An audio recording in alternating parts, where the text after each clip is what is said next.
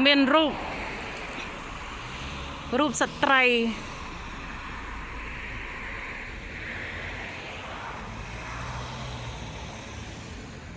នេះសត្វរូបនេះបងប្អូនអំពីឲ្យប៉ះខ្សែភ្លើងបកគោលភ្លើងប៉ះបកគោលភ្លើងប៉ះខ្សែភ្លើងឡើងស្អាត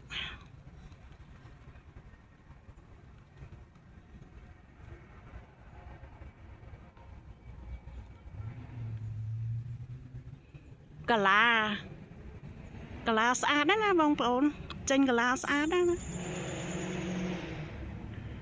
នឹងគេហៅសំណាញ់មេឃសំណាញ់មេឃផែនទីនៃចក្រវាឡ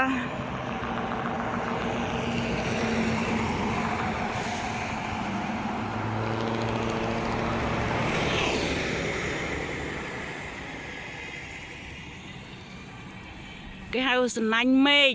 ឬមួយក៏សកានេះផែនទីនៃចក្រវាឡបងប្អូនបងប្អូនណាដឹងអត់បងប្អូនណាយល់អត់